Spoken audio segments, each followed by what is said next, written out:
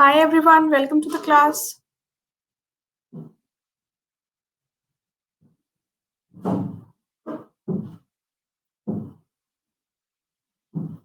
Okay, alright. So in this class, I'll be discussing all the basic concepts of geometry which are required for CAD and MAT or any other management entrance. Alright, so let's begin. Okay, so before I start with the class, let me just tell you a bit about myself. My name is Ishwarya and I've done my master's in mathematics from University of Delhi. And prior to that, I have done graduation in mathematics from University of Delhi. And I have 4 years of training experience for various management entrances like CAD, GRE, GMAT, etc. All right. Now, in this class, now let me just explain you the agenda of this class. In this class, we'll be discussing about the basic concepts of lines and angles, triangles, quadrilaterals, circles, and polygons in detail. Okay. And if you have any query regarding any of the theorems or any of the basics, then we'll be addressing those as well. Yes, Keshav, we are going to discuss. This is the first class of geometry. We'll be starting from the very basics of geometry. So I hope this would be useful for you. Okay. Yes. So these are our students who have aced CAD 2020. These are the students who have got more than 99 percentile in CAD 2020. So I hope you could also be among these people if you go for the subscription and start your preparation as soon as possible. Now, this is the information about the batches which have just started. Okay. Yes, Keshav, I have joined an academy. Okay, I've joined recently here. So a new batch was started from 10th of March, and today also there was a new batch started, and the next batch is going to start from 15th of March. So accordingly, you can start with your classes in these batches. Okay, so a price hike is going to come soon, so that is why I suggest you guys to go for the subscription as soon as possible. You can use my code AAISH10 to get the instant 10% off the entire fee. Okay. Now, this is a wonderful opportunity for you guys. We conduct a weekly scholarship test. And in this test, if you get a good score, you will be eligible for scholarships up to 55 lakhs plus. Okay. So, guys, this is a wonderful opportunity. The test would be tomorrow on 14th of March at 12 noon. So, you can register for this test and you can unlock this test using my code AAISH10. Okay. So, please make a full use of this opportunity. Okay, now this is a feature which most of the students make a good use of. Okay, this is a widely used feature on the app. This is an ask a doubt feature. Okay, so what you can do is that you can click on ask a doubt tab in your Unacademy app. Take the picture of the question you want the solution for. You should crop the picture so that the question is readable and submit it on the app.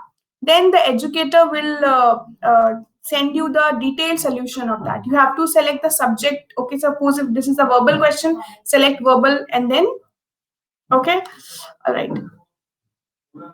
Yes, Keshav, these things are told so that the students who are not aware about these things, they can easily get all the information. Okay, so this is the name of my Telegram channel. You can join this channel to get the regular updates about my classes, as well as about, you can even post your doubts here and we can get them clarified. And this is our YouTube channel. So there are a few classes on our YouTube channel as well. So you can join those classes as well. Yes, hi Aditya, welcome to the class. Okay, so let's start. So we'll be starting with the very basics. We'll be starting from the basic concepts of lines. Okay, now, first of all, let us just understand what is a line. Okay, so a line is a set of points which can be extended in both directions. Okay, so this is a line. This is a line and it can be extended in both the directions, in this direction and this direction as well. Now, what is a ray? Ray is a set of points which can be extended in one direction only, and it has one end point. Okay, means this point is the end point, this point is fixed, and it can be extended only in one direction. Okay, now what is a line segment? A line segment has a fixed length. Okay, so whenever we say that AB has length is equal to 6 centimeter or 7 centimeter, it means AB is a line segment. It has two end points. So if this is one end point and this is one end point, we can draw a line segment from point A to point B. Okay, so I hope this is clear. Let's see. Now let's see what are parallel lines. Okay, so the lines which are equidistant from each other, the lines which are equidistant with each other at each and every point are known as parallel lines. Okay, so the lines which never meet, okay, the lines which never meet are called parallel lines. They are equidistant from each other at every point. Okay, now what are perpendicular lines?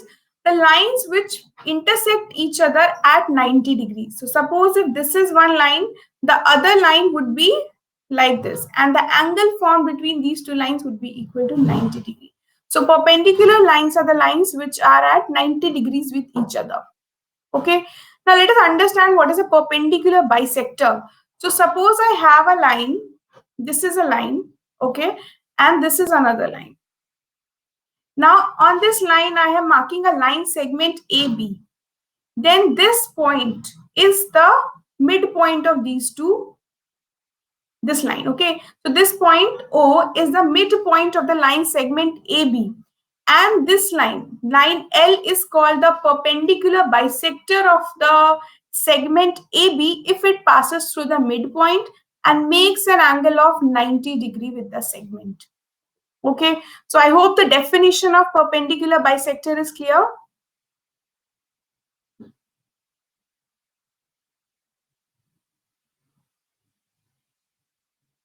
Yes, Keshav, you have asked one question. Can you please elaborate what is BPT? Then I'll be able to explain whether it is in our syllabus.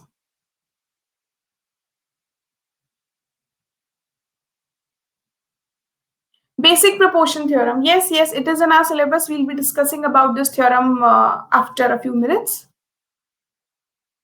Okay, so I hope the concept and the basic definitions of line, perpendicular lines, and parallel lines is clear to you. If these definitions are clear, please give me a thumbs up. Okay, all right. Now we have ratio of intercepts. Okay, let us understand this theorem. Ratio of intercepts. Okay, so suppose if I have a line, if this is a line, okay, and this is another line. Now let us take one more line. Okay, so these lines are parallel to each other. So let us take that the lines L, M, and N are parallel to each other. This is how we denote parallel lines. Okay, so these are all three parallel lines. Now, if I draw another line like this and this, okay, now these two lines are not parallel to each other. Okay, may be parallel, but may not be parallel. I don't know about these two lines. Okay, then if the points of intersections are A, B, and C and PQR, these are the points of intersection, then the ratio in which the parallel lines divide, these two lines is same. Let's see. So the ratio in which the parallel lines L, M, and N divide the line AC would be AB upon BC. This would be the ratio. And the ratio for this line would be equal to PQ by QR. Okay. Then according to the theorem, these two ratios are equal. Okay. So no matter how many lines I draw, suppose if I draw one more line here. Okay. Let us draw one more line here. Okay. Now this line, the intercepts of this line are X, Y, Z.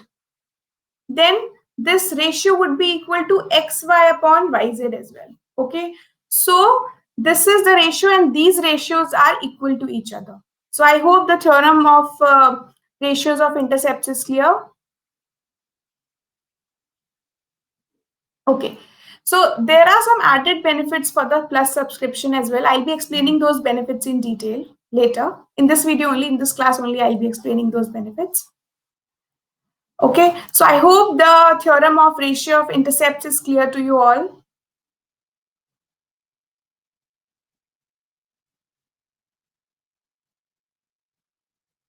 Yes, please say a yes or type a okay if this is clear. Okay, all right. Let's continue. Now let us discuss what are angles.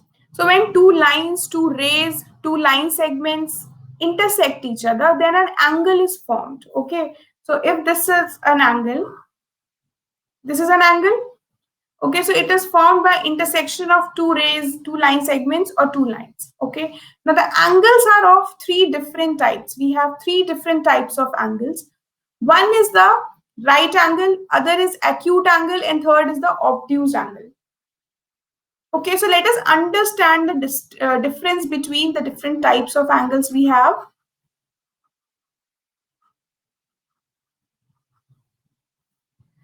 Yes, yes, Keshav, there are other types of angles as well. We'll be discussing about those angles in detail. Okay, we have, yes, reflex angle is there.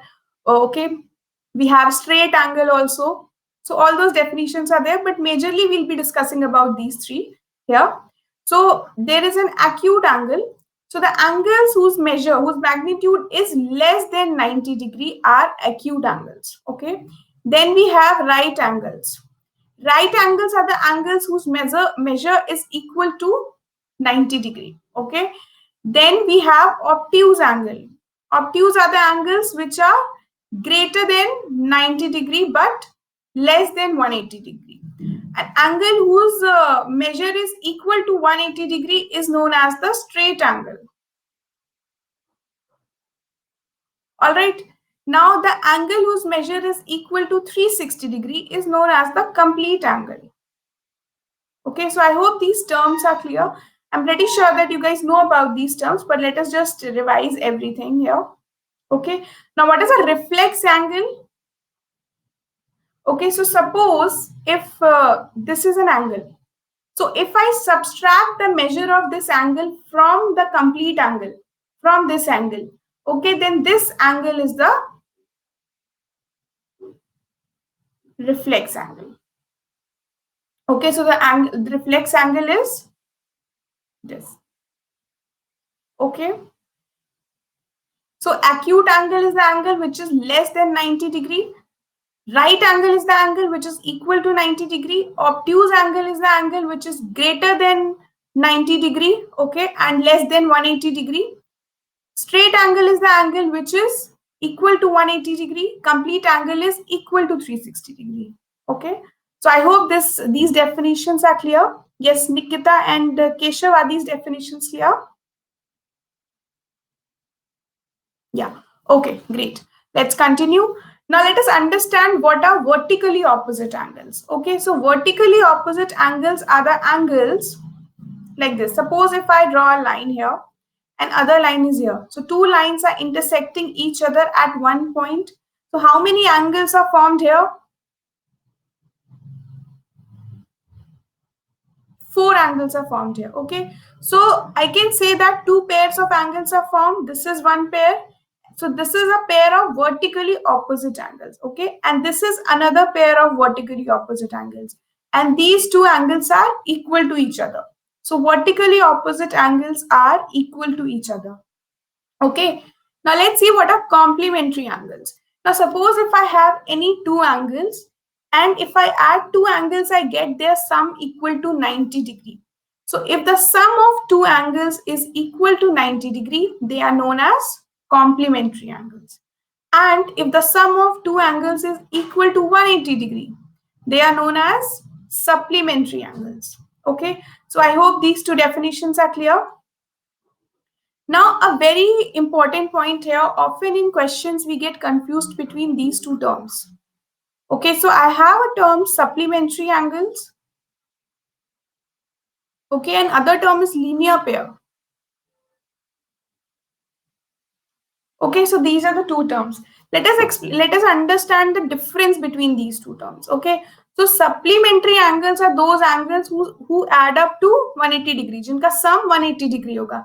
They may not be on a single line. They may not share an arm. Okay, but linear pair is always on a single line. So suppose if I have a straight line and a ray goes like this, then if this angle is x and this angle is y, then angle x plus y is equal to 180 degree.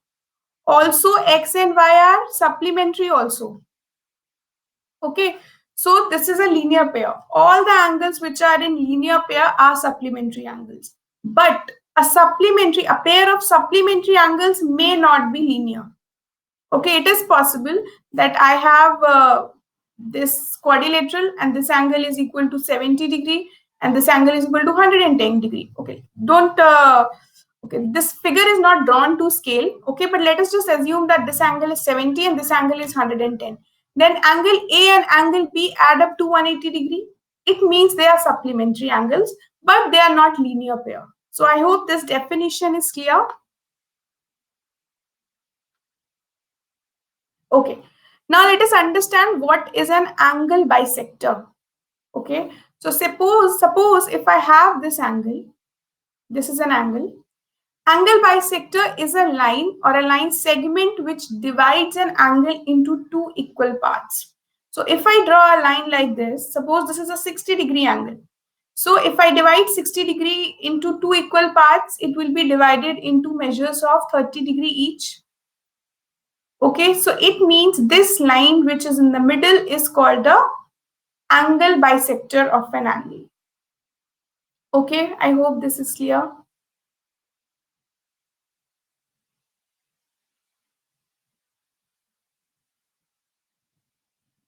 Okay, great. Now let us discuss what is transversal.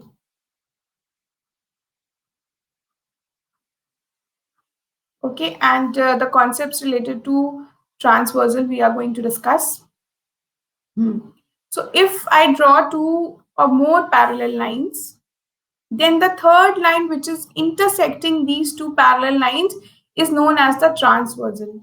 Now when two parallel lines are intersected by a third line which is the transversal, can you tell me how many angles are formed? How many angles are formed in total?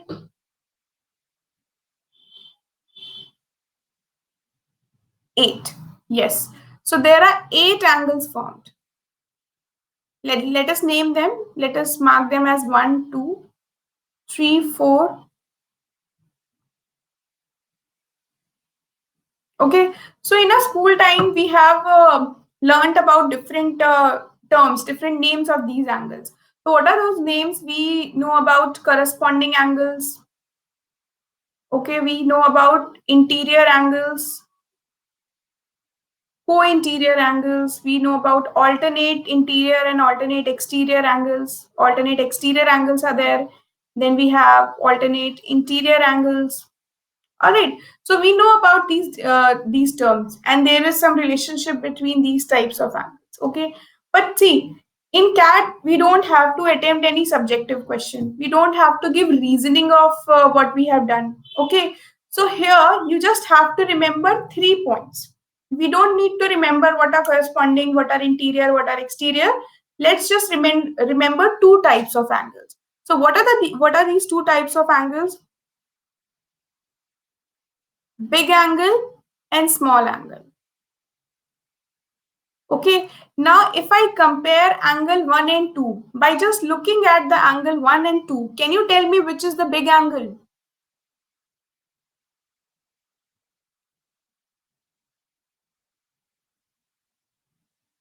Yes, can you tell me which is the big angle?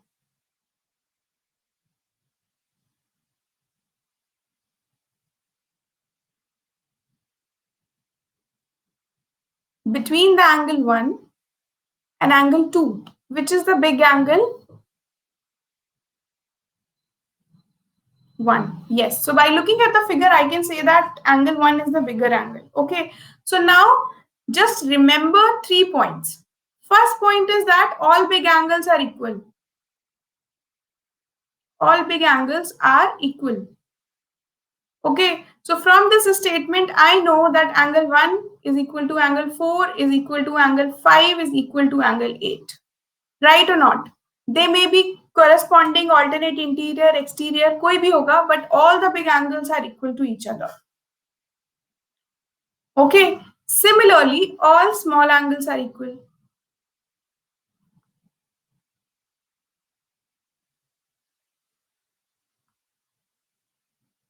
Okay. The third point says that big angle plus small angle is equal to 180 degree. Okay, so the big angle and small angle are complementary. So these are the 3 points that you need to remember. Okay, so now if I ask you what is the sum of angle 3 and angle 4, then this is on a straight line, this is equal to 180 degree. Now if I ask you what is the sum of angle 3 and angle 8,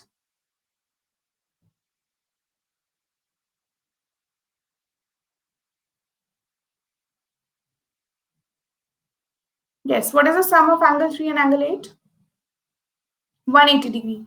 Why? Because angle 3 is a small angle and angle 8 is a big angle, and big angle plus small angle is equal to 180 degree. Okay, so I hope this concept is clear to you all.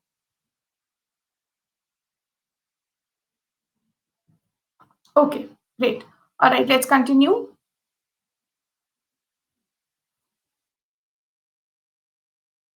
Okay, this we have already discussed. Let's see this triangles. Okay, so let us come to triangles now. So triangle is a three-sided closed figure. Sum of all angles of a triangle is equal to 180 degrees. So if this is a triangle A, B, C, then angle A plus angle B plus angle C is equal to 180 degrees. What is an exterior angle? So if I extrapolate, if I extend any side of a triangle, let us take this side, let us take this side and extend it. Okay, then this angle formed is known as the exterior angle. Okay, this is the exterior angle. And how can we determine the measure of exterior angle? This would be 180 degree minus this interior angle. Okay, so this is how we can determine the measure of exterior angle. Now there are different types of triangles. Now on the basis, now the triangles can also be divided into two different categories. Okay, so if I divide the triangles on the basis of their angle measure, okay, so if I divide the triangles on the basis of their angle measure, then there are three categories. One is the acute angle triangle, other is right angle triangle, third is obtuse angle triangle. Okay, so acute angle triangle is the triangle in which all the angles are less than 90 degree. Okay, let me just write it. So in acute angle triangle, all angles are less than 90 degree.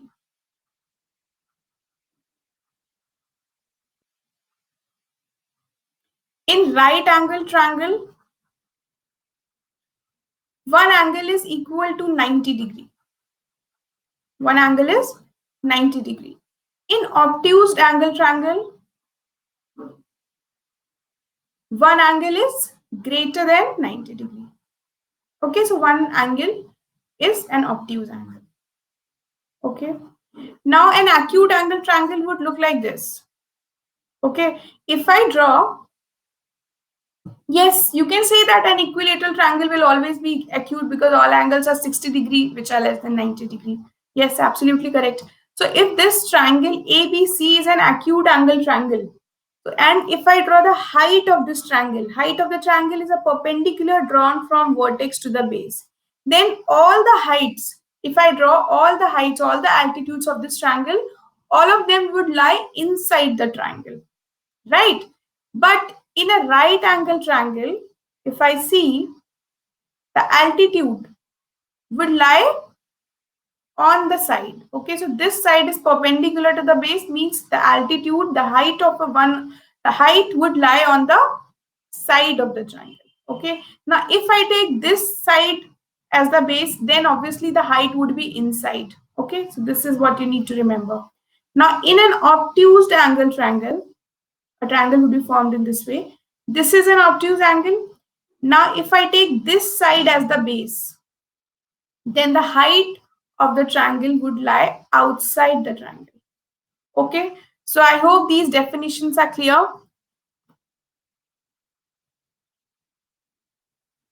Okay, all right, let's see. Now, if I divide the triangles on the basis of their side measure, okay, on the basis of their side measure, Then the triangles are divided into three subcategories. One is the equilateral triangle. Equilateral triangle means all the sides are equal. All sides are equal. So if all sides are equal and all sides are equal, all angles are also equal to 60 degree. Now what is an isosceles triangle? Two sides are equal. Okay, so any two sides of the triangle are equal. And what is a scalene triangle? No side equal. All the sides are different. Okay, so I hope these definitions are also clear.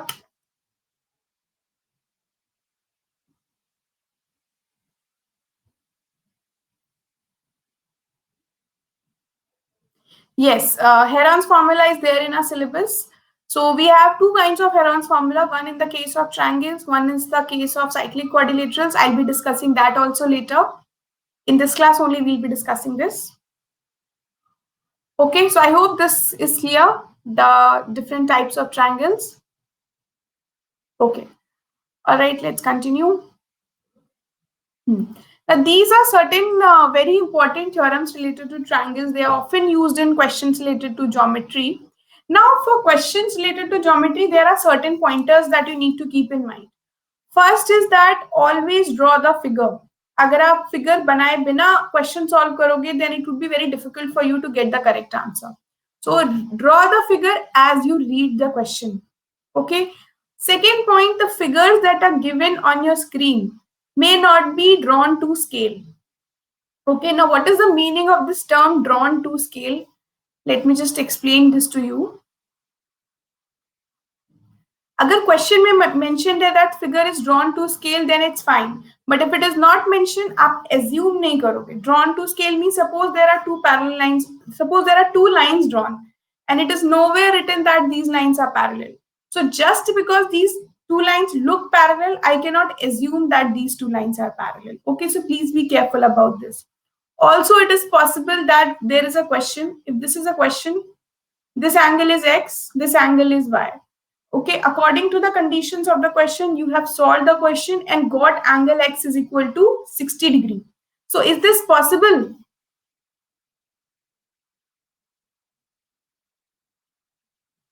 Yes, is this possible that this angle looks looks like an obtuse angle, but the measure when you found out is equal to 60 degree? Is this possible?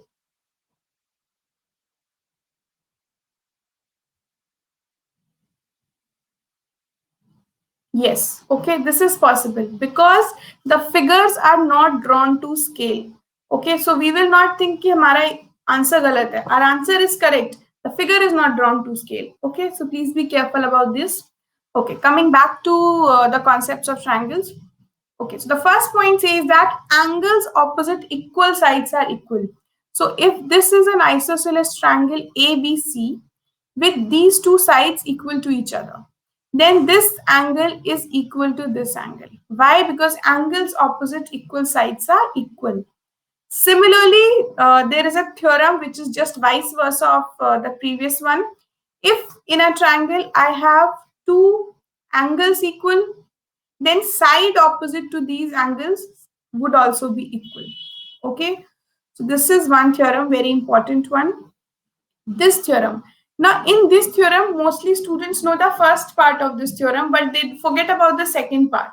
Okay, so let us discuss this. So, sum of any two sides of a triangle is always greater than the third side. And third side of a triangle is always greater than the difference of other two sides. Okay, let's see this one in detail. So, if this is a triangle, this is the first side of the triangle, this is the second side of the triangle, and this is the third side of the triangle. Okay. Now, if I take any two sides, first side plus second side, okay, then this sum is always greater than the third side. Okay. Second very important point here is that the third side, any of these sides you pick, this is always greater than the difference of the other two sides. Okay, so this you can remember in this form, that sum of two sides is greater than the third side is greater than the difference of other two sides. Okay, so please be careful about this. All right, now I'm going to give you a question. Please solve that question. Now, we have a triangle, okay, with two sides equal to 16 and 10. These are the two sides of a triangle. Okay, can you tell me the upper limit and lower limit of perimeter? Upper limit of or lower limit means if this is the perimeter, you have to fill these blanks. Okay, what is the highest value of perimeter and what is the lowest value of perimeter? You can consider that all the sides are integers. Yes, is the question clear?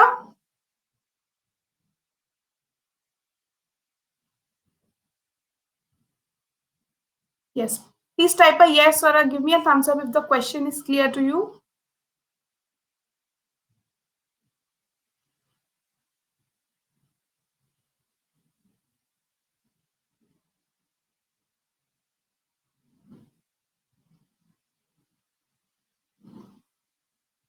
Yes, do you want me to repeat this question?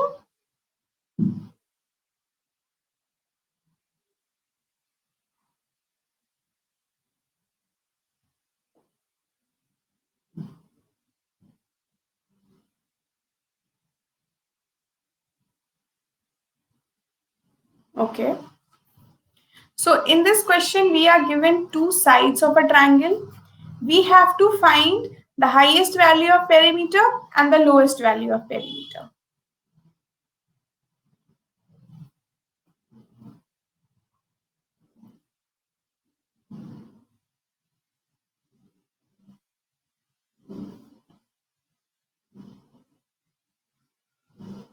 Okay. Yes, find the highest value as well.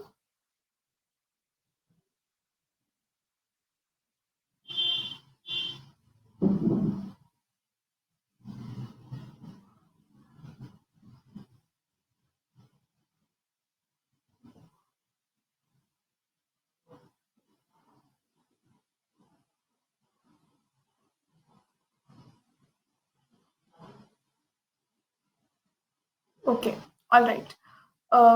Let's see. How will we solve this question? So we have already discussed that the third side, okay, is less than sum of two other sides and difference of and greater than the difference of two sides. So sum of these two sides given would be equal to 26 and the difference is 6. So this is the upper limit and lower limit for the third side. Now let us find their perimeter. What is a perimeter? Perimeter is sum of all sides, the sum of all sides, boundary of a triangle. So if this is the limits for third side, to find the perimeter, I will add the sum of other two sides. So I will add 26 here.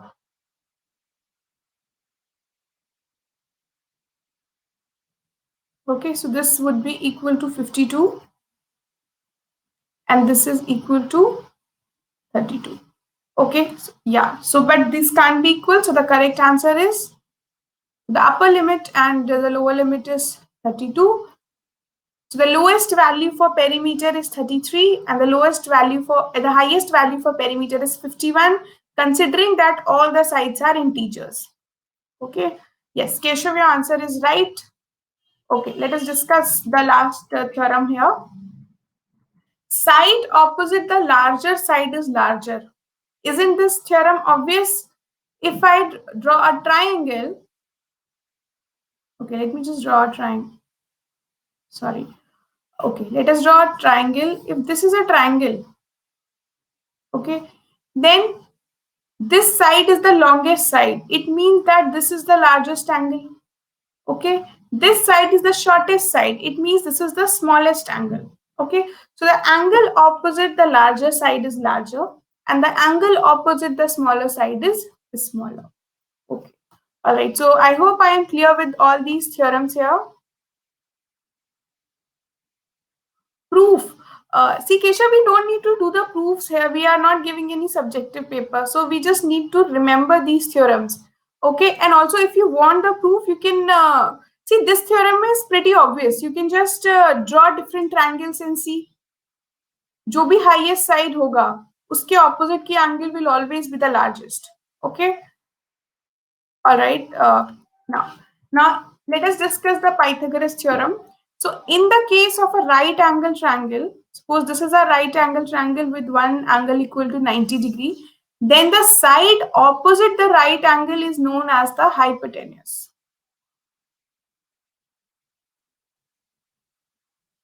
Okay. Yes. Let us name this triangle as ABC. The side opposite the 90-degree angle is given by hypotenuse, is called a hypotenuse. Let us take this side as base and this side is perpendicular. Okay. Then, according to Pythagoras theorem, the hypotenuse square is equal to perpendicular square plus base square. Okay, it means here AC square is equal to AB square plus BC square. Yes, this theorem is very common and very important. This is used in your trigonometry in questions related to direction sense of logical reasoning as well. Okay, so this theorem has a lot of applications. It's an easy theorem, also very easy to remember. So I hope this theorem is clear.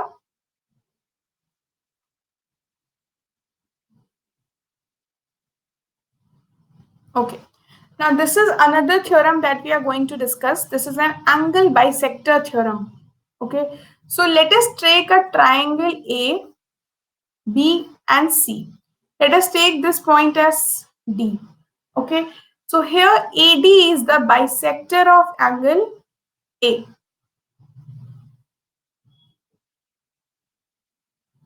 AD is bisector of angle A. Okay. So please look at the figure and see if all these things which are labeled are registered in your mind. Then we'll discuss this theorem.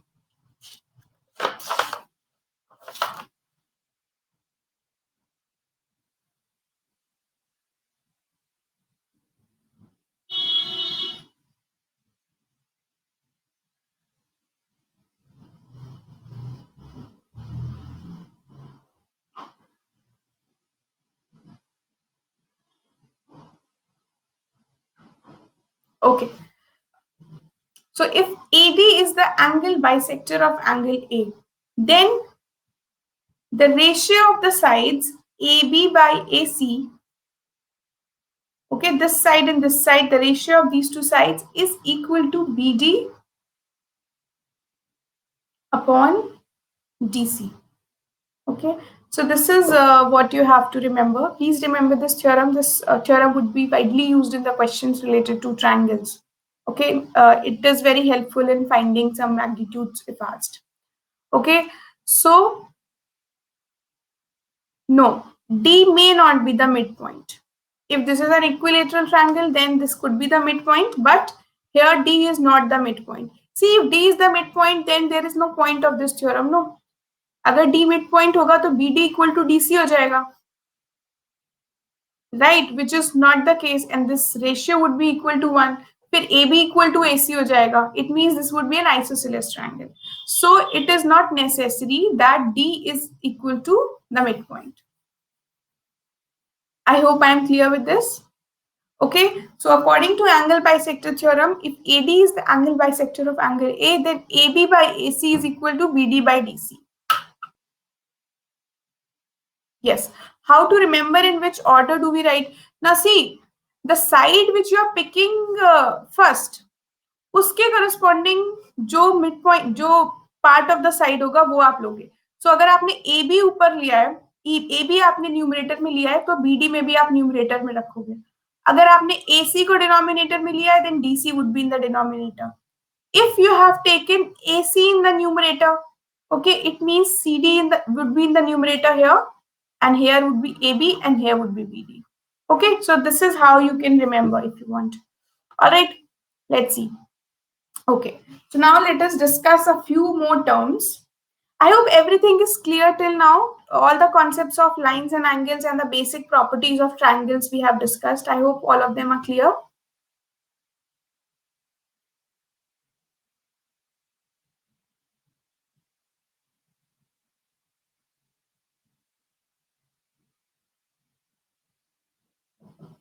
Yes, please type a yes in the chat box so that I can proceed if all the concepts are clear till now. Okay, all right, let's continue. So let us understand what are medians and what are centroids. So if I have a triangle ABC, okay, it could be an equilateral triangle or isosceles or scalene, any type of triangle, okay. Then I can obviously find the midpoints of all the sides.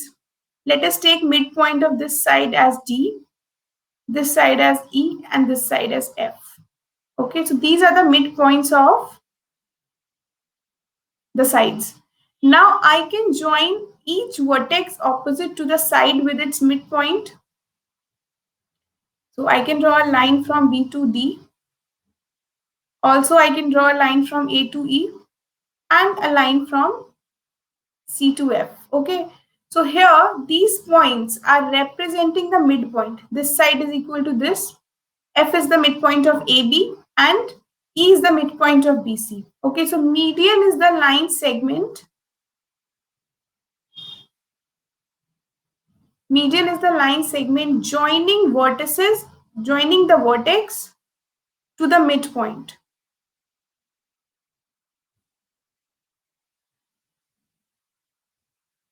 Midpoint of opposite side. Okay, so the line segment joining the vertex of a triangle to the midpoint of opposite side is known as the median. And what is a centroid? Centroid of a triangle is the intersection point of all three medians. So जो तीनों medians होते हैं triangles के, they always intersect at one single point, and this point is known as the centroid.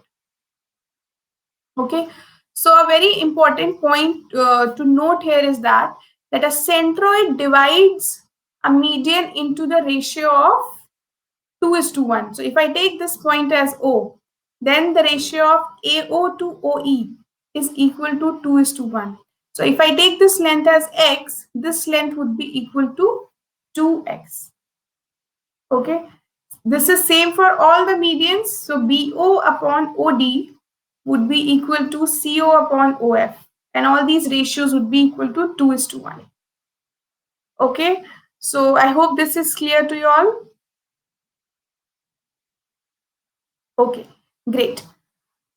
Let's move on to the next concept. Next is altitudes and orthocenters. So we already know what are altitudes. Altitudes are heights of the triangle. Okay, so if I draw perpendiculars from, okay, so I'm going to write it so that you can note it.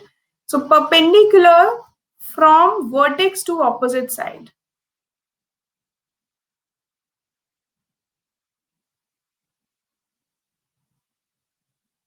Okay, so if I draw the perpendicular from vertex to the opposite side, then this is known as the altitude. So if this is a triangle ABC, ABC are the vertices.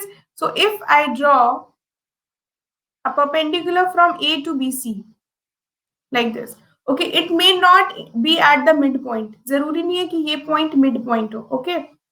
So I am drawing all the perpendiculars here.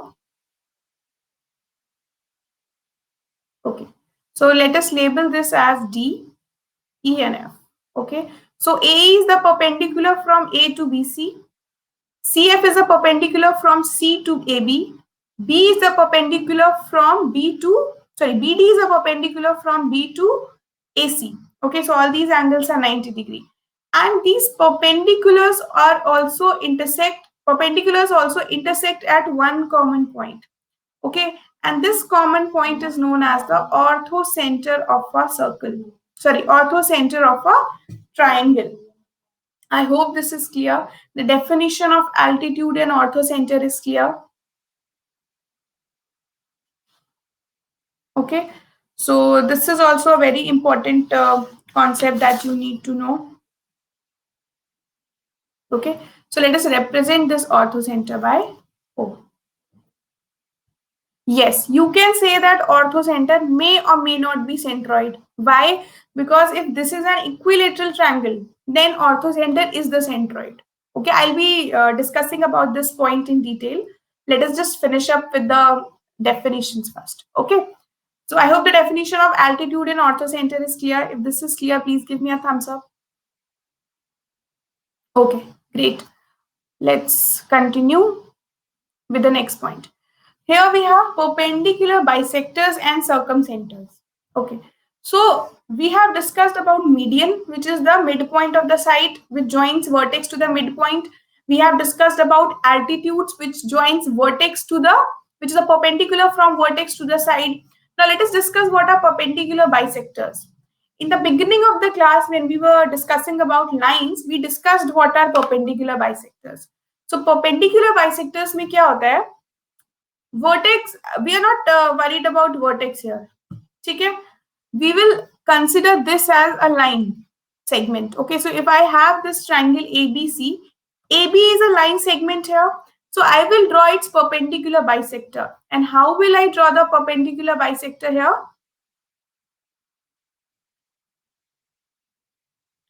Yes, yes, I haven't launched any plus class yet, but I'll be starting with the plus classes also soon. Okay, so if, sorry.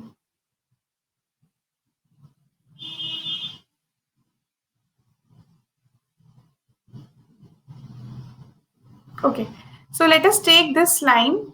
Yes, Telegram group link I'll be sharing with you on this chat soon. Okay, after this concept, I'll be sharing the Telegram group. Okay, so let us discuss what is a perpendicular bisector. So let us draw the perpendicular bisector for this ABC. Let us take this as triangle ABC. Now ABC is a line segment. Let us draw a perpendicular bisector for this. Yes, yes. Yes, I'll be sharing about the class timings as well. Okay, let me just tell you about the class timings first, then I'll come back to the concept. So the timings for my special classes, okay, special classes. So on from Tuesday to Sunday, okay, I take a special class from 6 to 7. This is a class of quantitative aptitude. And on Thursdays, Friday, and Saturday, I take classes for LRDI. Yes, all the class PM. Okay, and the timing is 9 to 10 p.m. Okay, so I hope this is clear. From Tuesday to Sunday, I take quant classes from 6 to 7, 1 hour long class. And for LRDI, I take classes on Thursday, Friday, and Saturday from 9 to 10 p.m. Okay, so this is the timing of my special class. Now for the YouTube classes, okay, so I take sessions at 11 a.m. in the morning. Then 4 p.m. sessions are for LRDI. And their sessions are again at 8 p.m. Okay. So this information you can get from the YouTube channel CAT for MBA. Okay. I hope the timings are clear. For the Telegram group, I'll be sharing the link soon. Let's come back to the concept. Okay. So this is a perpendicular bisector of the line segment AB. Now let us draw a perpendicular bisector for the line segment BC. So if this is the line, this is a perpendicular bisector of the line segment BC. Now let us draw a perpendicular bisector of the line segment AC. Okay, let us make these points, mark these points as D, E, and F.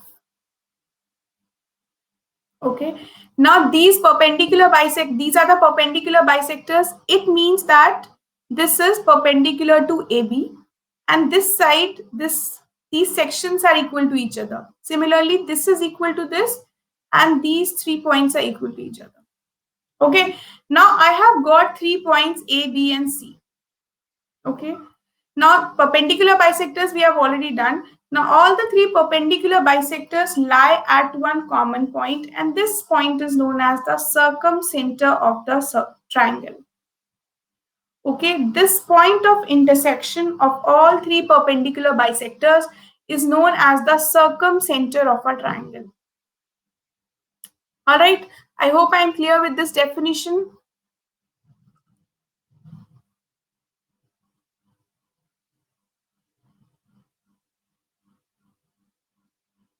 Yes, is the definition clear? Please give me a thumbs up, then I'll proceed.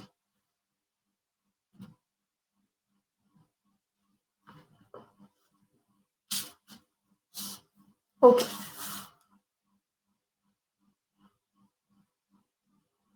Yes, it makes a 90-degree angle here because this is a perpendicular bisector. Okay. All right. Now let us discuss what is an in center and what are angle bisectors. So we have already discussed what are angle bisectors. Angle bisectors are the lines which bisect the angle. Okay. So often in geometry questions we come across two terms. One term is intersect, other term is bisect.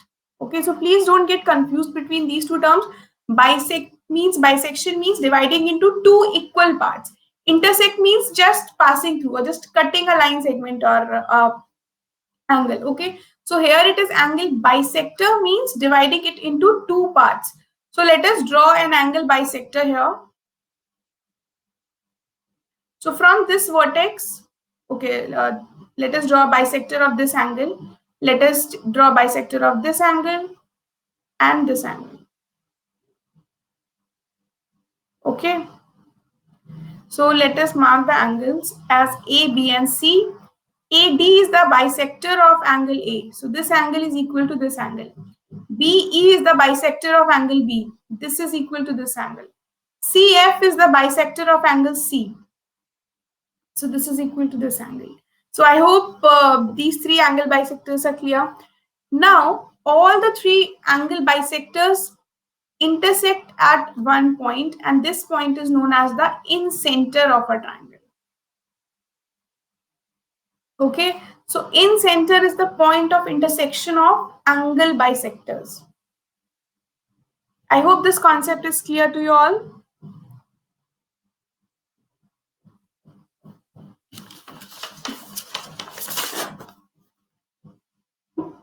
Yes. So are the definitions of medians and centroids, orthocenters and altitudes, angle bisector and incenter and circumcenter clear? Do you want me to repeat this concept or do you have any doubt in this concept? Till now, anything you want to ask? No. Okay. Now I'll be discussing a few important points related to these things. Yes, median you want to discuss? Okay, let's go back to that slide. Yes. So median is a line segment that joins the vertex of a triangle to the midpoint. Okay. And the point of intersection of these medians is known as the centroid of the triangle. I hope I am clear now. Also, a very important point here is that the centroid divides the median in the ratio of 2:1. Okay. And this applies to all the three medians of the triangle. Is this clear now? Okay. Let's see. So there are a few points that you need to note. Please note these points very carefully. They will be useful in a lot of questions. So this is a point about circumcenter. Okay. Now, can you quickly tell me what was circumcenter? It is the intersection of what?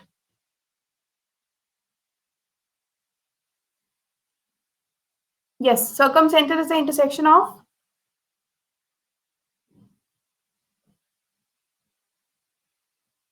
angle bisectors. No, angle bisectors का intersection तो in center था. See? Okay. Circumcenter is the intersection of perpendicular bisectors. Okay. So the point that I'm going to discuss here is that जो किसी भी triangle का जो circumcenter होता है. Okay. So suppose if this is an acute angle triangle, then we have right angle triangle, acute triangle, right triangle, and obtuse triangle. Okay. So जो right angle triangle होता है उसका circumcenter lie करता है उसके hypotenuse. Okay. Lies on the hypotenuse. In acute angle triangle, the circumcenter lies inside the triangle. Okay. And in obtuse angle triangle, it lies outside. I hope this point is clear.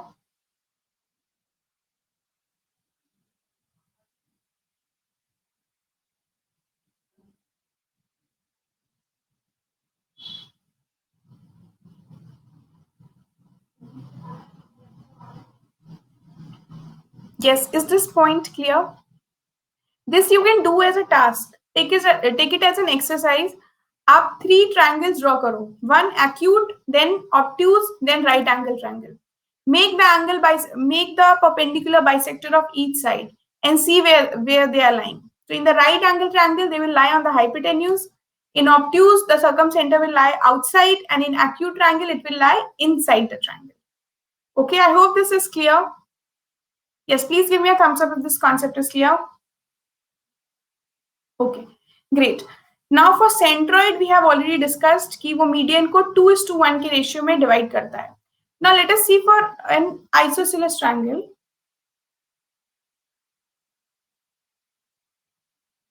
Okay, so in an isosceles triangle, the centroid was intersection of all the medians. Orthocenter, the intersection of all the altitudes. And circumcenter, the intersection of all the perpendicular bisectors. And incenter, intersection of all the angle bisectors. So all these 4 points lie at one point only. And that point is midpoint of the base.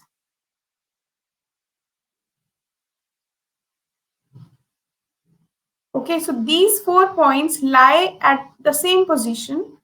They lie at the midpoint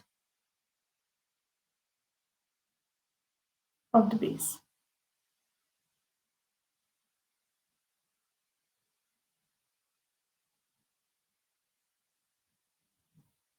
Okay, so there is a slight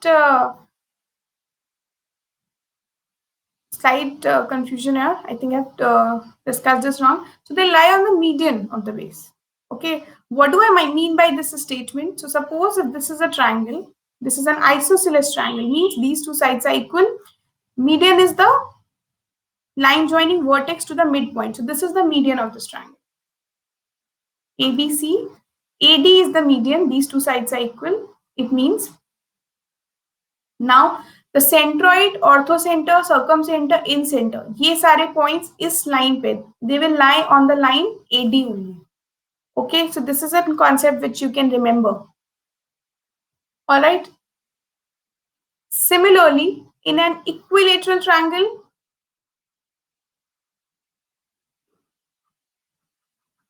the centroid, orthocenter, circumcenter, and incenter coincide. Okay, so in an equilateral triangle, centroid, orthocenter, incenter, and the circumcenter coincide. Okay, so they all lie at the same point. I hope this is clear. All the definitions related to triangles and these theorems we have discussed, everything is clear. If there is any difficulty till now, please ask.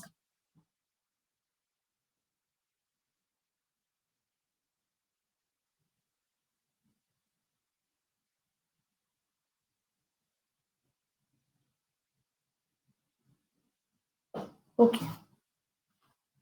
All right, so all this is clear now.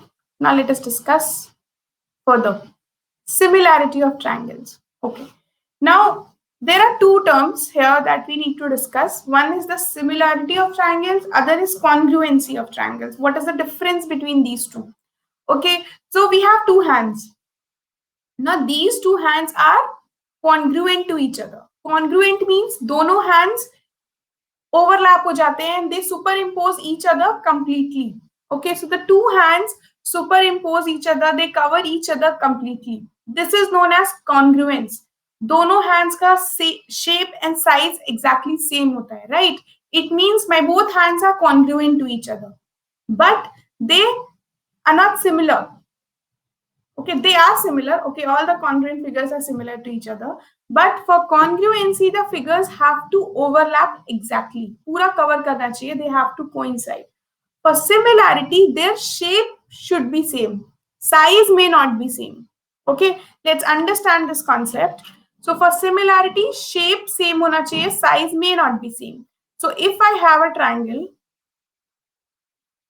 ABC. ABC is a triangle, and then there is one more triangle, PQR. Okay, so these are the two triangles. Okay, now if I say triangle ABC, so the similarity is defined, is denoted by this sign. Okay, known as tilde, whatever you can say. So triangle ABC is similar to triangle PQR when the ratio of the sides is equal and all the angles, the corresponding angles are equal. So if I say that angle A is equal to angle P, angle B is equal to angle Q, and angle C is equal to angle R. Okay, so when angle A is equal to angle P, angle B is equal to angle Q, angle C is equal to angle R, and the ratio of the sides are equal. So ratio of the sides means AB by PQ is equal to BC by QR is equal to AC by PR. Okay, so then the two triangles are similar. Okay, so if triangle ABC is similar to triangle PQR, then the ratio of their corresponding sides should be equal and the measure of corresponding angles should be equal. All right, so I hope the definition of similarity of triangles is clear. Yes, great. Let's move on to the next definition. So the next definition is of congruency. Congruency, as I said earlier also, the two objects, the two shapes have to completely superimpose each other.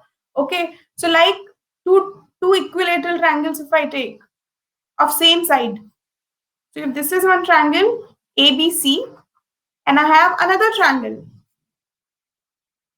PQR.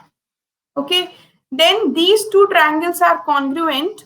Now please note that congruency is denoted by this symbol. Okay, so triangle ABC is congruent to triangle PQR if everything is same. Means if angle A is equal to angle P, angle B is equal to angle Q, angle C is equal to angle R. ठीक है, ये आपके angles equal होने चाहिए. Okay, also in similarity, the ratio of sides was equal. In congruency, the sides would be equal. Okay, it means AB is equal to PQ, BC is equal to PR, QR, and AC is equal to PR. Okay, so everything should be same. Yes, is this clear?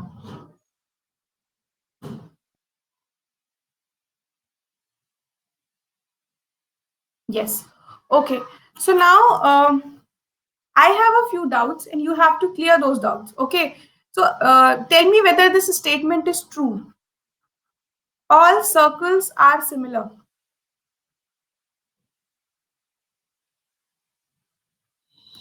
Yes. Yes, because they have same shape.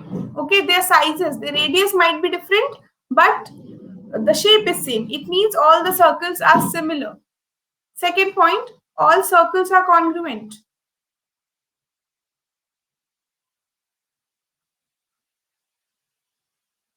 Yes, no. So this is false, this is true. Okay, the next statement. All equilateral triangles are similar.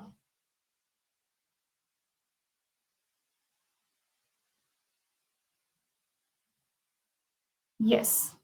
Okay, because all the angles are 60-degree, the side of the triangle may not be same. So that is why they are similar, not congruent.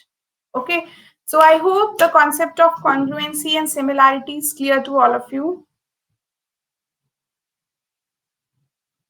Okay, great. Let us continue further. Yes, now this is the basic proportionality theorem. One of you was asking about this theorem earlier also. So let us discuss this theorem now. Now, so if this is a triangle A, B, C, okay, and this is some line segment. Let us take this line segment as PQ. Okay, then if the line segment PQ is parallel to BC, means this line segment PQ is parallel to BC, then the ratio in which the point P and Q divide these two segments is same.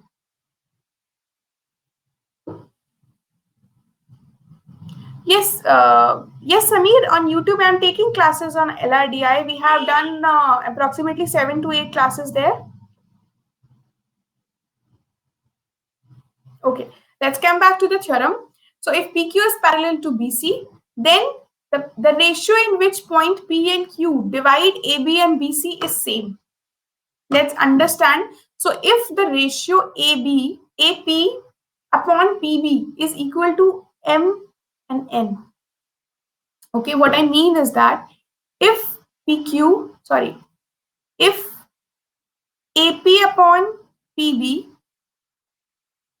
is equal to M upon N, then AQ upon QC is also equal to M upon N. Okay, so these ratios are equal if PQ is parallel to BC.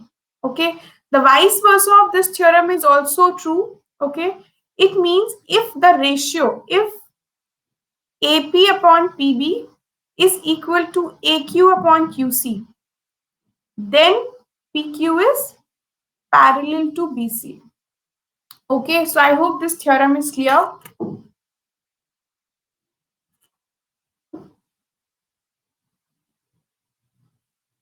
Yes. No, Sami, today I won't be taking any class on YouTube platform because today I'll be taking classes today here on the Unacademy platform. Tomorrow we have classes on YouTube from 11 a.m. onwards. Okay. I'll share the schedule with you by the end of this class. All right. So I hope the basic proportionality theorem is clear that if PQ is parallel to BC, then the ratio is same. The ratio of the sides is same. If the ratio of sides is same, then PQ is parallel to BC. So this theorem works both ways. I hope this theorem is clear. Now this theorem can be changed into a basic in the midpoint theorem also.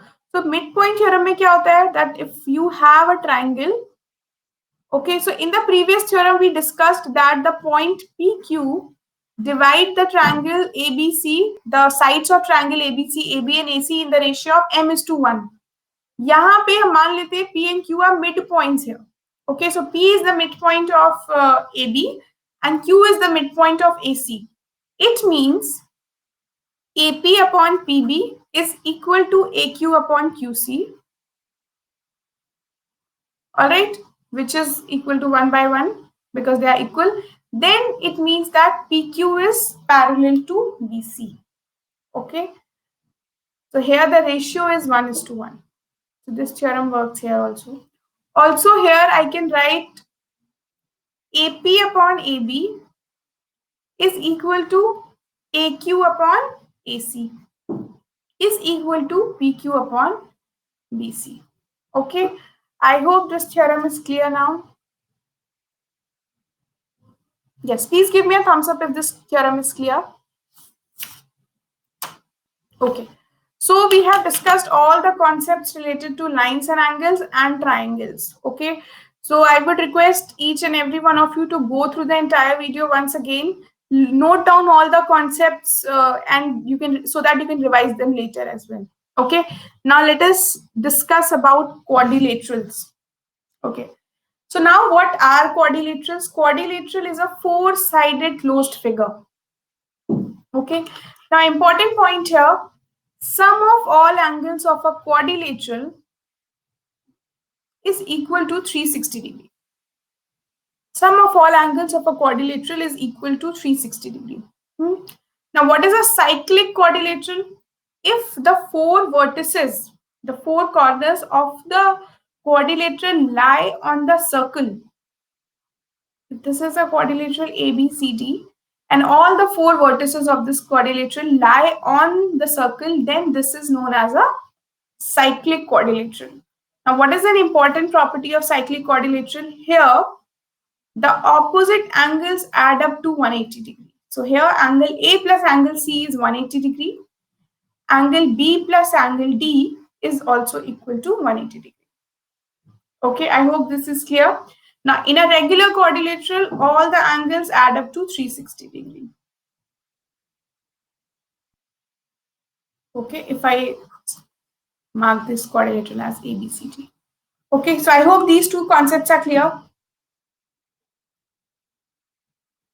Yes. Okay, let's continue. Now let us discuss the properties of a parallelogram. The properties of a parallelogram. So let us name this parallelogram as ABCD. The first and the very most important property of parallelogram is that all the opposite sides are equal and parallel. Yes. Yes. Hi, Gaurav. Welcome to the class. Yes. Okay. So the opposite sides are parallel and equal. Okay. Other property is that the diagonals of a parallelogram.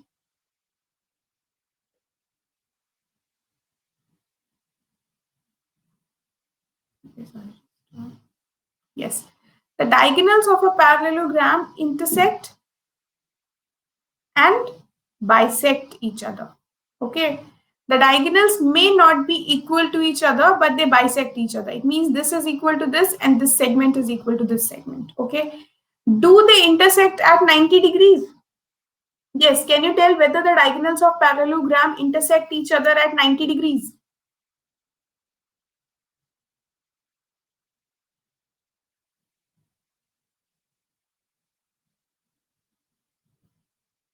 No. The diagonals of parallelogram do not intersect each other at 90 degrees, but these two angles would be equal as they are vertically opposite angles. Okay. So I hope the properties of parallelogram are clear. The opposite angles are also equal. Yes, this angle is equal to this and this is equal to this. Okay. Now what is an area of parallelogram?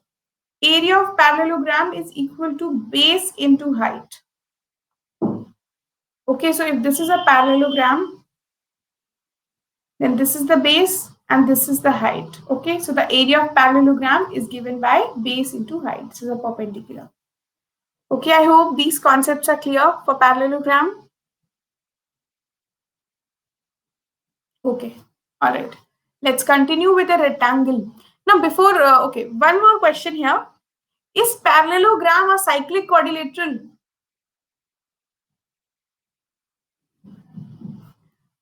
Can I draw this parallelogram in a circle with all four vertices of a parallelogram on the circumference of the circle? ऐसा हो सकता है?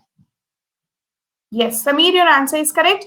A parallelogram is not a cyclic quadrilateral. Okay, if you can put three vertices of a parallelogram on a circle, the fourth one would remain not on the circumference. चारों vertices कभी भी circle पे नहीं आएंगे. Okay, let's discuss about rectangle now. So a rectangle is also a kind of parallelogram with all the angles equal to 90 degree. So all the properties of parallelogram would apply on a rectangle. Only the additional property here is that all the angles are equal to 90 degree. Okay, so all these angles are equal to 90 degree. The opposite sides are parallel and equal. Okay, so I hope the properties of rectangle are clear. What is the area of a rectangle? Length into breadth. So if this is the length, this is the breadth, then area of a rectangle is length into breadth. Okay, what is the perimeter of a rectangle? Twice of L plus B, twice of length plus breadth. Okay, so I hope these concepts are clear.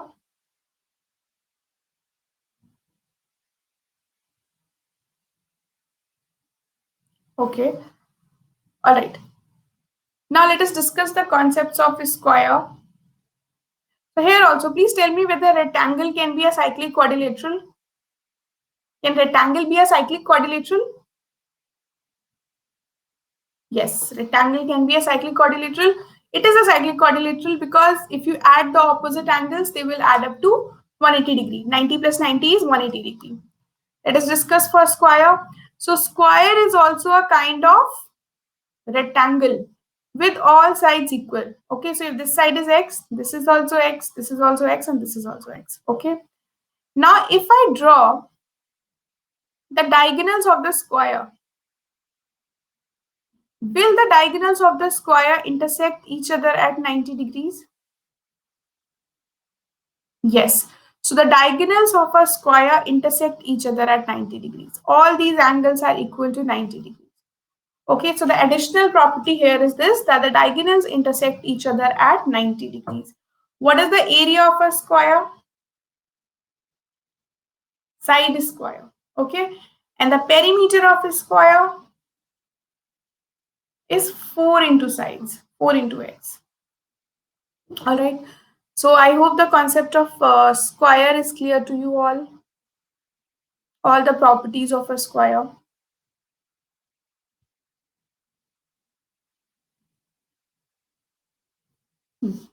Let's continue with rhombus. Okay, so now we have a rhombus. In rhombus is also a kind of parallelogram. The opposite sides are parallel. All the sides are equal. So if this is x, these three sides are also equal to x. Very important property here, that the diagonals are not equal. In the square, the diagonals are equal. Okay. In the rhombus, the diagonals are not equal and they intersect at 90 degree. So this is what the one diagonal, this is other diagonal. The diagonals of a square intersect at 90 degree, but they are not equal. Rest of the properties are same. Okay. Now what is the area of a rhombus? Yes. Can anyone tell what is the area of a rhombus?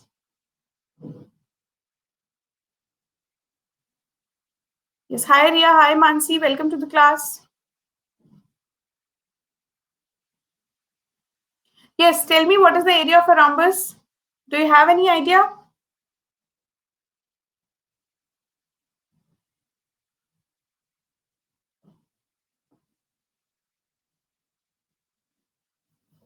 Okay. Let us discuss. So the area of rhombus is half into product of diagonals.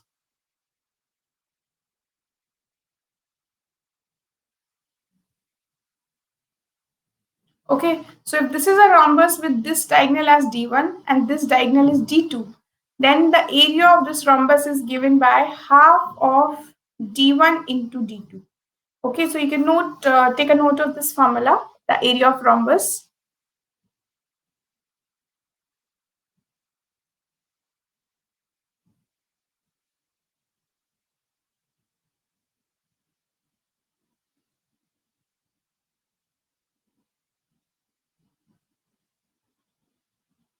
All right, let's continue.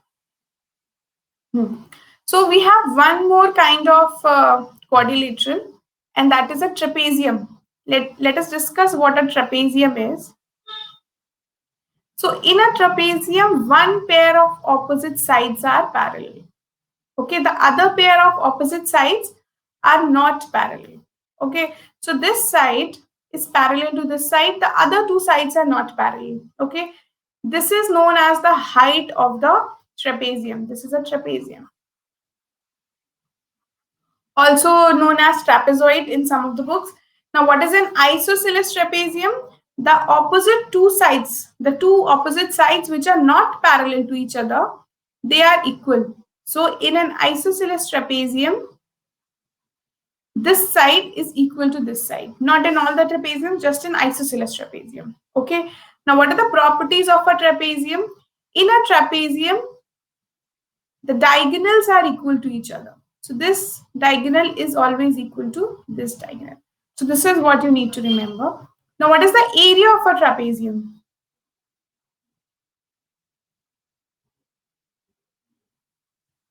Okay, so area of trapezium is given by half of sum of parallel sides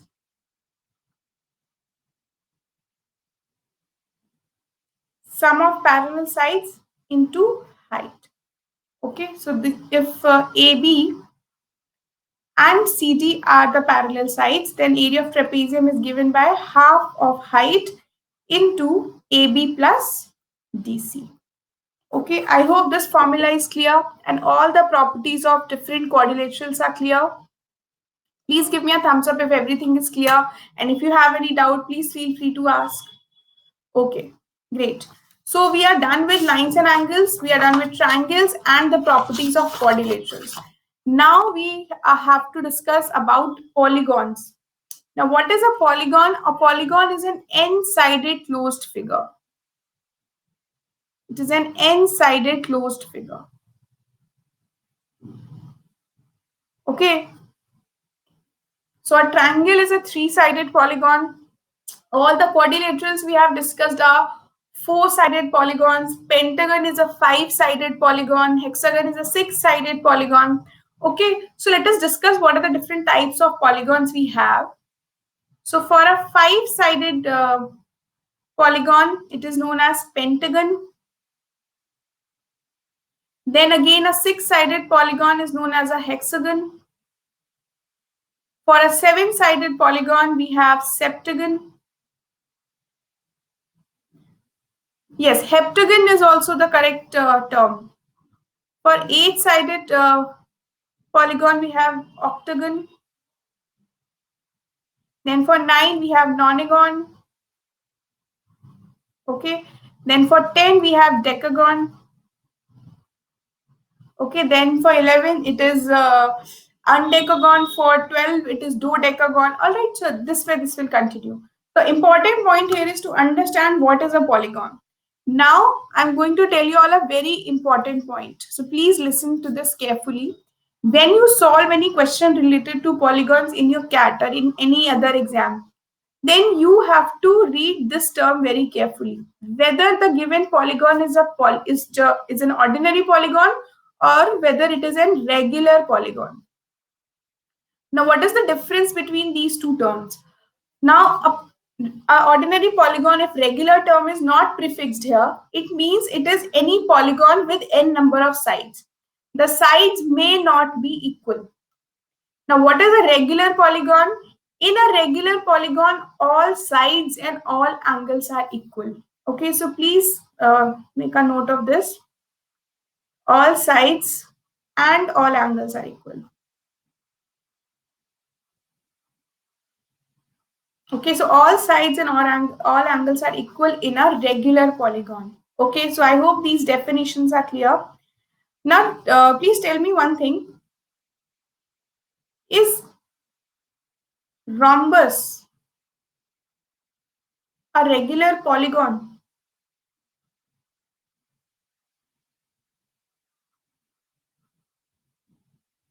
Yes. Think about it and tell me, is rhombus a regular polygon?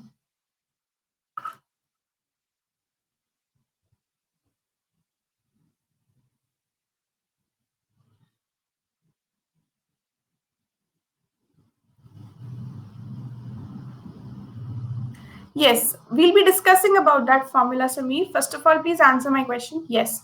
Is rhombus a regular polygon? Yes. Okay. Yes, Ria, your answer is correct. Rhombus is not a regular polygon. As I mentioned, that in a regular polygon, all sides and all angles are equal. In rhombus, all sides are equal, but all angles are not equal. It means this is not a regular polygon. Now, the next question. Is square a regular polygon?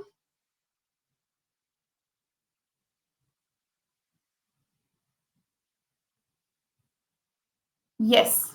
Square is a regular polygon. Why? Because all sides are equal to 90 degree and all angles are equal to 90 degree. Okay. So for a polygon to be a regular polygon, all the sides should be equal and all the angles should also be equal. Okay. So I hope these definitions are clear. Okay. So now we are going to discuss a formula for polygons. The formula is sum of degree measure. Please take a note of this formula.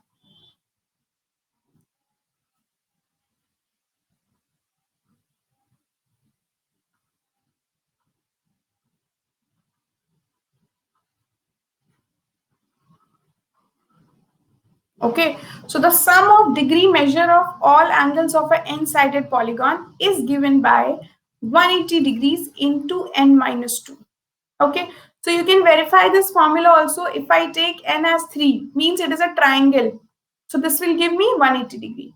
If I take n as 4, means a quadrilateral. So it will give me 180 into 2, which is 360 degree. So this is the formula to calculate, important formula, please make a note of it. To calculate the sum of all angles of an n-sided polygon, it is equal to 180 into n minus 2. I hope this formula is clear. Yes. So if this formula is clear, please tell me what is the sum of all angles of a pentagon.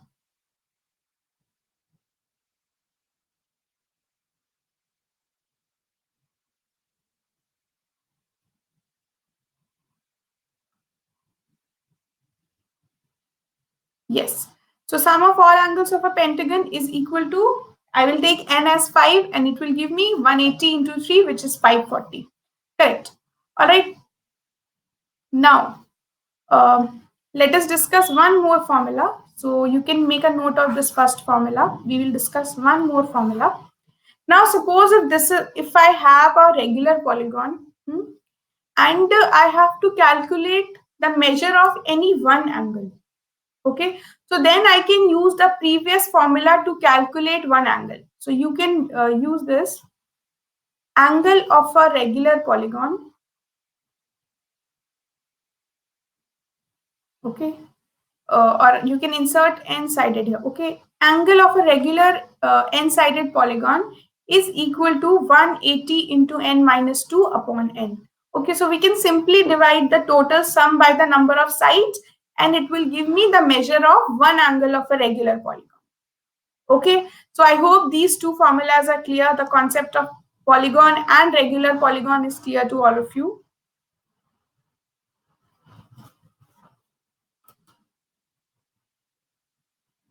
Okay, so in polygons, आपको सिर्फ इतने ही concepts पढ़ने हैं. There is no other formula, no other concept that you need to study for CAT. So this much would be enough. Okay, so please give me a thumbs up if this concept of polygon is clear. Okay, great. So now I'll be starting with circles. Okay, so before we start with the concepts of circles, all the theorems related to circles, let us discuss the basic terms related to circles. Okay, so I'm quite sure that you guys might be aware of these concepts, but let us have a look. So now, what is the radius? So if this is the center of the circle, radius of the circle is the line segment which joins the center of the circle to any point on the circle. Okay, any point on the boundary of the circle. So this is denoted by R. Okay, this is the radius of the circle. Now, what is the diameter?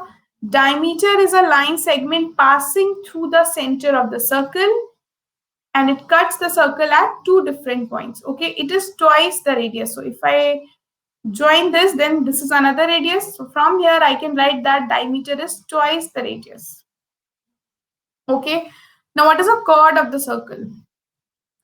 Chord of the circle is a line segment which joins any 2 points on the circle but doesn't passes through the center. If a chord passes through the center, then it is a diameter of the circle. Okay. Now, what is a secant? Secant is a line. It's not a line segment. It is a line which touches the circle at 2 points. Okay. So if this is a line which touches the circle at 2 points, then this line is known as the secant. Okay. Now let's understand what is a tangent. Tangent is a line which touches the circle at one single point. Okay, so if I have to draw a tangent from this point to the circle, then this is the tangent. The tangent is a line which touches the circle at one single point. This point at which the tangent touches the circle is known as the point of contact. Okay, all right. Now, what is the circumference? Circumference is the outer boundary of the circle. This. Okay, so circumference is the boundary of the circle.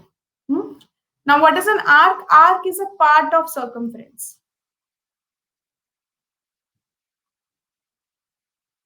Okay, so if I take any 2 points on the circle, let us take this point A and B. Then this A and B represents an arc. It is represented in this way. So I'll write A and B and I'll put an arc like this. Okay, so A and B is an arc.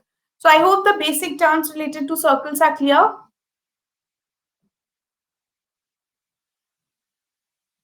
Okay. All right, let's continue then. Now we have two very important formulas here related to circles. The formula to calculate the length of an arc of a circle. Other formula is to calculate the area of sector of a circle.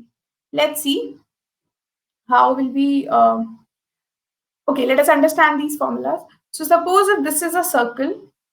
So before I start this, let me just tell you about two important points. Sector and segment. Okay, so if I have a circle, you can see these are the two circles that I have. Then if I divide the circle into two parts, okay, what's happening? Give me a moment, please.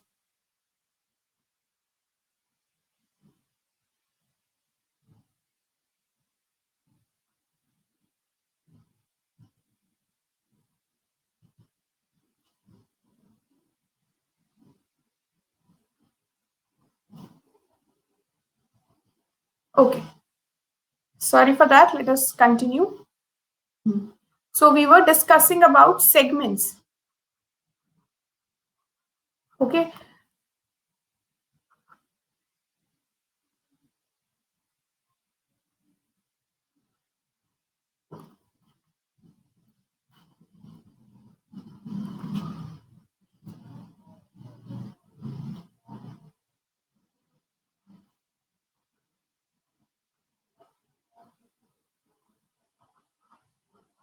yes, okay, sorry.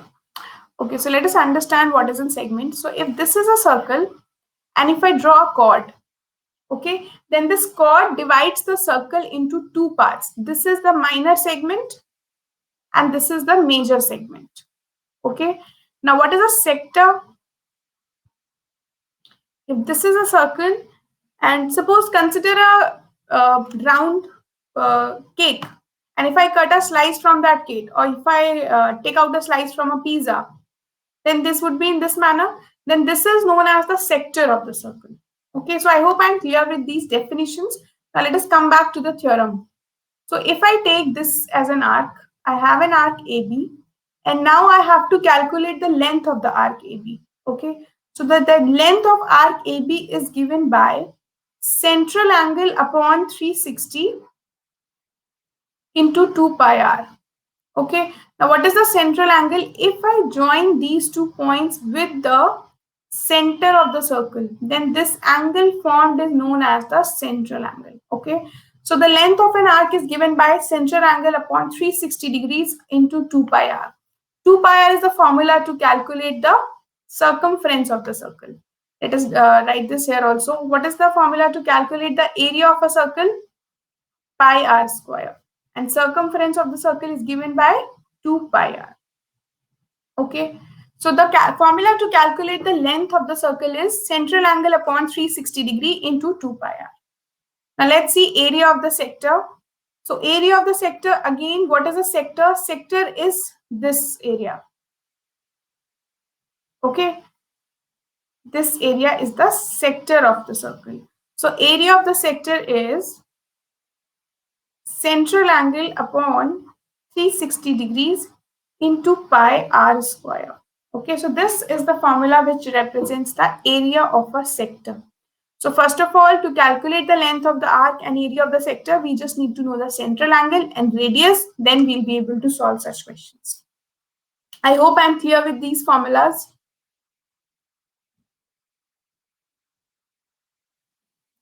Yes, is there any difficulty? Do you have any doubt in any of these formulas? Yes, okay, this is clear. Let's continue. Okay, so now I'm going to discuss a few theorems related to circles, and please listen to these theorems carefully, and if you have any doubt, you can stop me in between. Okay, so if I draw a segment, okay, this is a segment. The circle is divided into two segments now. Now, if I take any point on the circle and draw angles, Okay, if I join this. Okay, so I can make multiple angles this way. If I take different points on the circumference of the circle, I can make multiple angles. So theorem says that all these angles would be equal. Okay, so please note down the theorem. The theorem is angles in the same segment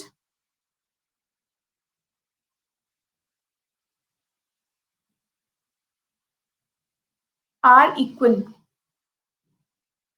Okay, so angles in the same segment are equal. Okay, now if this is a circle and this is a chord, so if there is one angle and this is another angle, then definitely these two angles would be equal. So if I draw an angle in another segment, in the minor segment, will this angle be equal to this angle? Yes. Whether these angles be equal?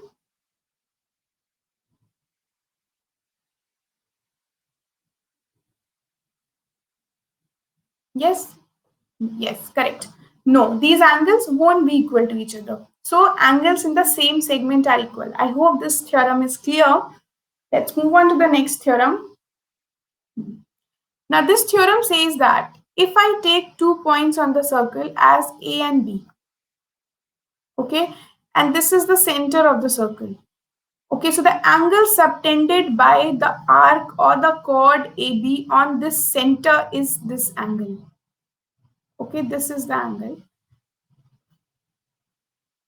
Okay, and the angle subtended by this arc or the chord on the circle is this. So if I join these 2 points, okay, this is another angle formed. Then if this angle is x, if the measure of this angle is x, then the measure of angle subtended at the center is given by 2x. Okay, so according to the theorem, we can say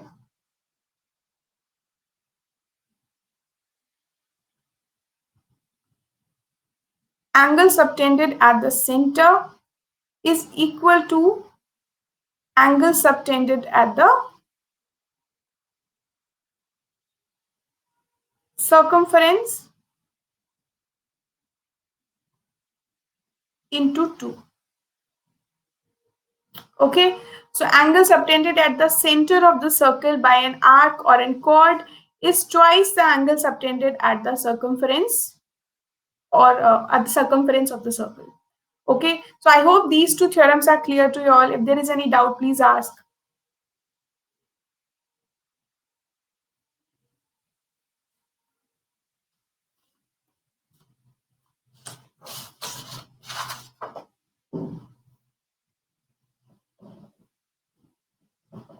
Once again, okay.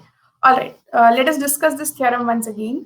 So if this is a circle and this is the center of the circle, let us denote the center by O. And I have 2 points AB. Okay. Now if I subtend an angle on the center of the circle, means this angle. If I make this angle, okay, and then I take any point on the circumference of the circle and make an angle with AB. Okay, this way. All right, then this angle is twice this angle. So if the measure of this angle is x, this angle would be equal to 2x. Okay. If angle AOB is equal to 120 degrees, then angle A, let us take this point as P. Angle APB is equal to 60 degrees. Okay. I hope this theorem is clear now. Yes, great. All right. Now let us do a different theorem. Let us understand a different theorem. If this is the center of the circle, let us draw the diameter first. This is the diameter of the circle. Okay. Then what is the measure of this angle? Can you tell me? Yes, can you tell me the measure of this angle? 180 degree. Yes, this is a straight line. So this is a 180 degree angle.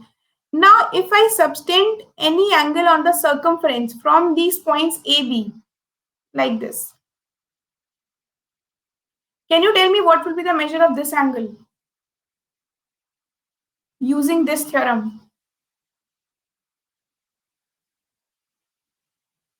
Yes. So this angle would be 180 degrees by 2. because it is half.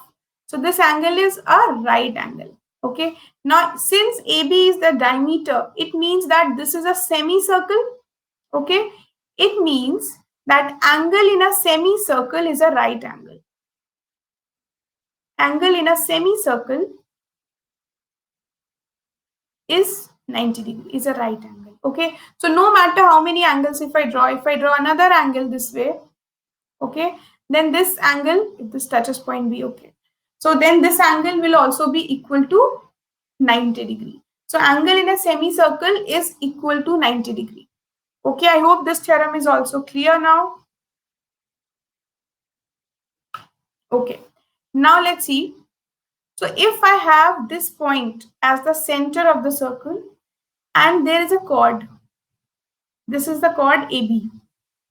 Okay, now if I draw a perpendicular from center of the circle to the chord, this is a perpendicular, then this perpendicular will bisect the chord. Okay, so the perpendicular from center of the circle to the chord always bisects the chord. Okay, so then this point, this segment AD would be equal to segment DB. Okay, vice versa of this rule is also same. So if I draw a chord, okay, and this is the center of the circle, and if I divide this segment, if I take D is the midpoint, then if I join the center of the circle with the midpoint, this would be 90 degrees. Okay, so a perpendicular from center of the circle to the chord bisects the chord. Vice versa of the statement is also true. If I join the midpoint of the chord to the center of the chord, it would be perpendicular to the chord. Okay, I hope these two theorems are clear to you. Okay, great. Now let us discuss about the concepts of a tangent.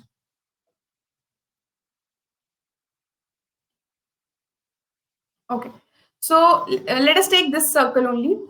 Now, if I take a point outside, this is a point. Now, can you tell me how many tangents can I draw from this point to the circle? Maximum कितने tangents मैं draw कर सकती हूँ?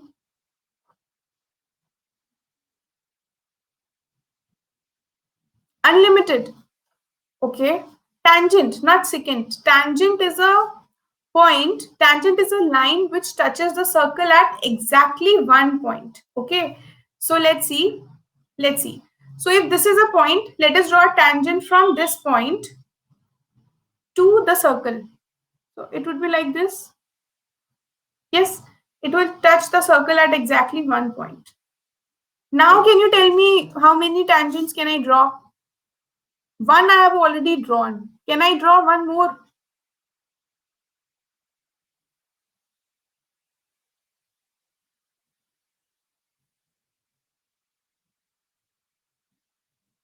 Okay, nahi samajh aaya. Okay, let us discuss this again. So what I'm saying is that suppose if this is my circle, okay, and I take a point P outside the circle, okay. Now from this point, how many tangent? Tangent means which touches the circle at one point. How many tangents can I draw from point P to the circle? So one would be this. Sorry, this point. Let us take that this is touching at one point. Other tangent would be this. Okay, I've drawn a terrible figure, but let me just re-explain this to you. So if this is a circle, this is a point outside the circle. If I draw a tangent from this point to the circle, I can draw one tangent in this way and one tangent this way. Okay, this will touch at one point. So at max, I can draw two tangents to a circle from a point outside it. So from this point, I can draw one more tangent in this way, which will touch the circle at one point. Okay, so the point here is that these two tangents would be equal to each other. So if I draw two tangents from a point outside the circle, both the tangents would be equal to each other.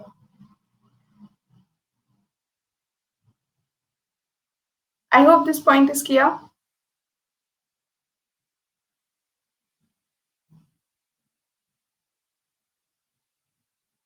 Okay. Another point in the last point related to circles. So if I have a circle and there is a tangent which touches the circle at one point here. So this is your point of contact. This is the point of contact. Now, if I join the center of the circle with this point, then this angle is equal to 90 degree. Yes, this is a session on basic geometry. So we are just discussing the basic geometry concepts.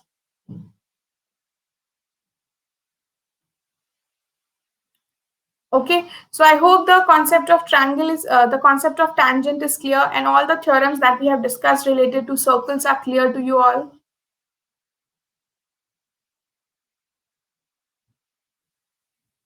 Okay, let's see. So if this is a circle, okay, from a point outside the circle, I can draw maximum two tangents. This tangent and this tangent. Okay, please consider that this is intersecting at one point, and these two tangents would be equal to each other. Also, if I draw a line segment which touches the circle at one point, then this angle is equal to 90 degree. If I draw a line segment from center of the circle to this point of contact, this would be equal to 90 degree. Okay.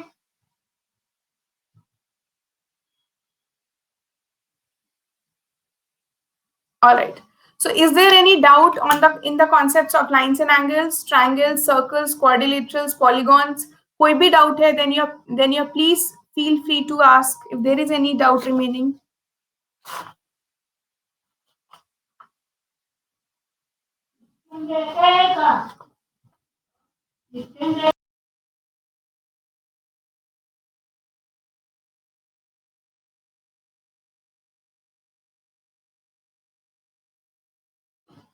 Okay, all right. So now let us discuss one more concept, which is Heron's formula. I think one of you asked about this formula in the beginning of the class. Let us discuss this here. Okay, so we have two Heron's formula. One Heron formula is used to calculate the area of a triangle. Okay, so we know what is an area of a triangle. It is half of base into height. But just in case if you're unable to find the height of the triangle using any method, okay, there is any difficult question and you are unable to identify the height of the triangle, then in the triangle ABC, we can determine the area of triangle ABC by using the Heron's formula. Okay, so let us take the sides as A, B, and C. Okay, so the area of triangle ABC, is given by under root of S into S minus A into S minus B into S minus C, where S is your semi-perimeter. So S here is equal to A plus B plus C by 2. All right, I hope this formula is clear. So using this Heron's formula, you can calculate the area of a triangle. Okay, area of a scalene triangle, any triangle whose all three sides are given, you can calculate the area. I hope this formula is clear.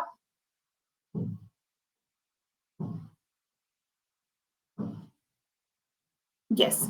Okay. Now there is one more part of Heron's formula. You can calculate the area of a cyclic quadrilateral using this.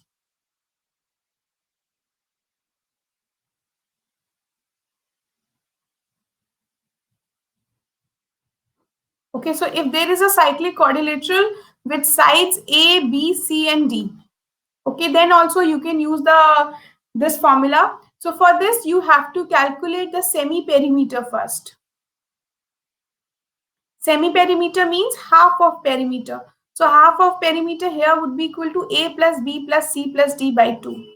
Okay, then the area here is given by under root of S minus A into S minus B into S minus C into S minus D. Okay, so this is the formula to calculate the semi-perimeter. First, we'll calculate the semi-perimeter of the cyclic quadrilateral. Then using this formula, you can calculate the area of a cyclic quadrilateral. Okay. Now, please remember one thing, that you cannot calculate the area of a regular quadrilateral from this. Agar wo quadrilateral cyclic nahi hai, then you cannot use this formula. Okay. So please be careful about this. Okay, and use this Heron's formula to calculate the areas. Okay, I hope this is clear. Also, let us discuss the formula for area of an equilateral triangle. Okay, so area of an equilateral triangle is given by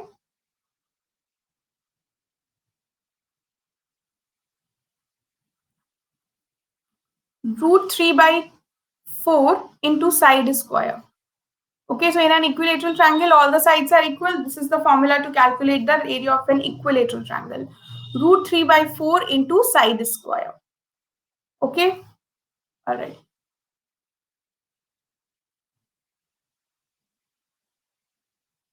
Now let us discuss one more concept. So suppose I have a right angle triangle.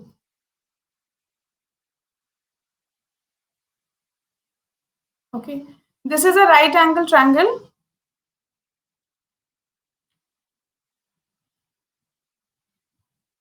And I know that in this triangle, this angle is equal to 45 degree. This angle is equal to 45 degree and this angle is equal to 90 degree. Okay, now using trigonometry and the basic concepts of trigonometry, I can identify the sides if one side is known. So here I know that these two angles are equal, means this side would be equal to this side. So let us take this side as x. It means that this side will also be equal to x, right? So now what I'll do is that I can use Pythagoras theorem or I can use trigonometry and I can say that this side is equal to x root 2. Yes. So this is my point here. So every time you get a 45, 90, 45 triangle, okay, whenever you get a triangle in which angles are 45, 90, 45, please don't waste your time in applying the Pythagoras theorem or trigonometry. Straight away, please learn the ratios x is to x ratio 2. So the side opposite 90-degree angle would be equal to x ratio 2. The rest of the sides are equal to x. Okay. So now if a question comes that this is a triangle, okay, this is 90, this is 45 and this is 45. If this side is 6, identify the other two sides. So don't waste your time in applying the Pythagoras theorem here. You can use this concept and simply you will get this side as 6 root 2 and this side as 6 by root 2. Okay, so I hope this is clear. The ratio of sides of a right angle triangle in a 45, 90, 45 triangle. Yes, if this is clear, please give me a thumbs up or say yes in the chat box. Okay, now let us discuss one more concept. Now, this was in the case of a 90, 45, 90, 45, 45 degree right angle triangle. Here, now let us consider one more triangle. Okay, so in this triangle, the angles are 30 degree, 60 degree, and 90 degree. This is also one of the common right angle triangles we use that come in the exam. So now let us take the side opposite the 30 degree angle as x. So this is the side x. Then the side opposite 60-degree angle would be given by x root 3. And the side opposite the 90-degree angle would be given by 2x. Okay. All right. So here also, whenever a 30, 60, 90-degree triangle comes in your paper in any question, don't waste time in using trigonometry and Pythagoras theorem. आपको ये ratios पहले से याद होने चाहिए. Okay, please remember these ratios. They will be very much useful in saving your time. So now if I give you a question that I have a triangle, this is a 30, 60, 90 triangle. If this side is equal to 2, okay, find the other two sides. How will you find it? Please take a minute and find the other two sides here.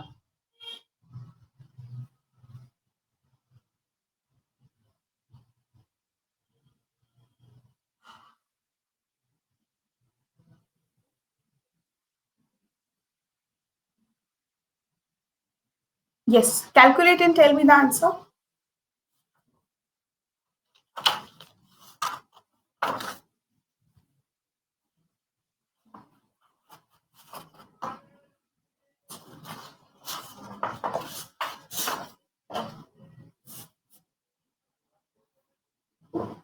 Okay, let's see. So according to this, the side opposite the 30-degree angle is equal to 2. So the side opposite 60-degree angle would be equal to x root 3, means this side is 2 root 3. And the side opposite the 90-degree angle is 2x, means this side is 4. Okay. So simply, if you remember these ratios, you will be able to calculate the other two sides if any one side is given. Okay. So this would be very useful in your geometry questions. So please use these ratios from now onwards. You don't have to learn for all the types of right angle triangle. Just you can note these two special right angle triangles, 45, 90, 45 and 30, 60, 90. Okay. So I hope I'm clear with these concepts now.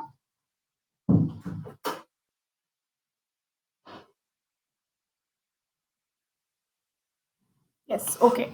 Is there any question that you would like to discuss regarding your lines and angles, triangles, quadrilaterals, circles, polygons, anything you want to ask in any of the concept or theorem?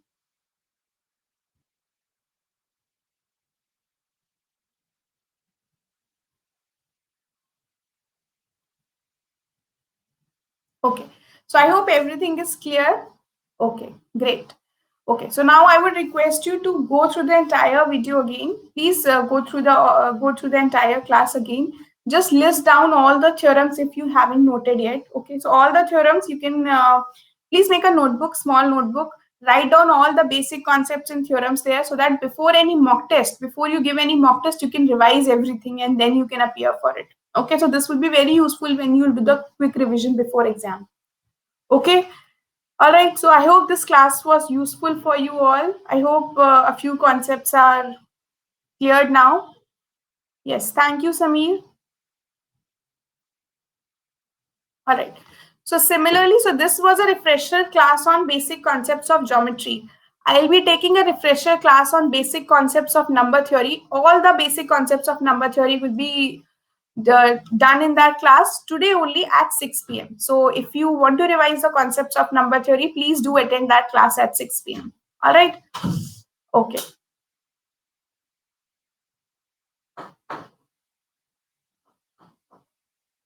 Okay. Further, if you want to go ahead for the plus subscription, let me just tell you all the benefits of the plus subscription.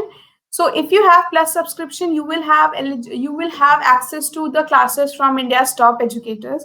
Along with that, you will have access to the quizzes and the tests that happen on our platform on daily basis. All right, you will get the notes of each and every topic that is taught in the class. All right, so you can avail all these benefits if you go for the plus subscription. The steps for that are very simple. You just have to go to Google Play Store, download the Unacademy Learning app, select your goal as CAT and click on Get Subscription. As soon as you click on Get Subscription, it will show you the pricing of 2 subscription. There you can use my code AAISH10 to unlock the 10% instant off. Also, if you're not a plus subscriber but you want to get the free special classes on our platform, you can attend all my special classes for free, and you can unlock those classes by using the code AAISH10. Okay, so please unlock the classes using this code. You can unlock a few tests also using this. Okay, so please make a full use of this opportunity. And this is the link of our YouTube channel. You can follow this channel and attend classes there as well. And this is the name of my Telegram channel. Okay, so here you can post questions. All the timings of the classes would be notified. So I'm pretty sure that if you join this group, then you will get a lot of benefits. All the notifications and all the questions will be answered as soon as possible. All right. Thank you so much, guys.